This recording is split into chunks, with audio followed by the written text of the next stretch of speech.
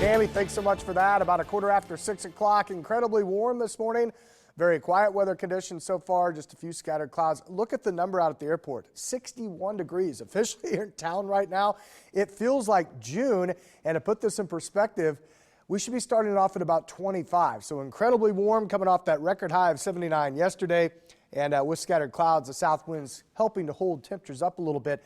That's in advance of a weak front that's going to move across the area today. But at least here in the metro, you can see the warm temperature colors here, 61 right now in Mission Park, Prairie View, and Bennington.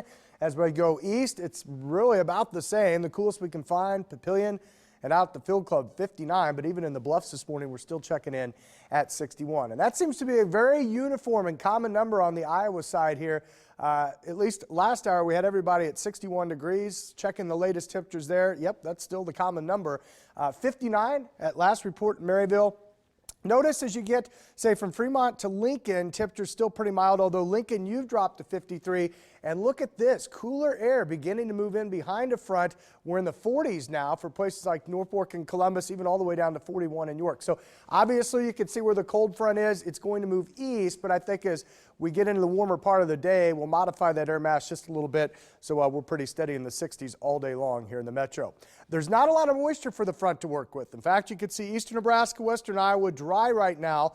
We've got strong to severe storms over parts of Texas and southern Oklahoma, and then just your garden variety showers, embedded rumbles of thunder back to the east of us. So the structure of the storm still has us mainly in the mild and dry sector, although we could see a few showers develop here, I think, east of the Missouri River a little later this morning. In fact, you'll see hints of that as we get some areas of green. There you go into western Iowa, northwestern Missouri. And then the front may actually get a little more active to our southeast. Later this afternoon, you can see a little more shower and thunderstorm action developing.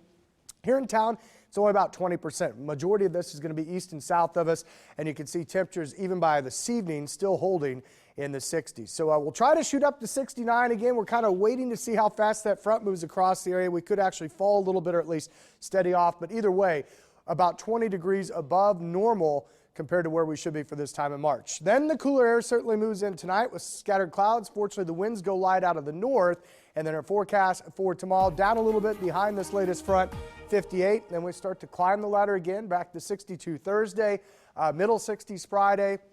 Another system is going to try to pull north out of the Gulf Coast region as we head towards the weekend. So if we see showers, I think the best chance for that would be Saturday. Certainly more clouds around. That'll hold temps to 58. But look at that. We go right back to 65 Sunday, maybe an early morning sprinkle or shower there, and then up to 70 again on Monday. So still living good the next week. No snow in the forecast here, although it does look like it may be getting a little bit colder again by the middle of next week. So enjoy the nice weather while we can. Outside right now, incredibly 61 degrees at 617 State.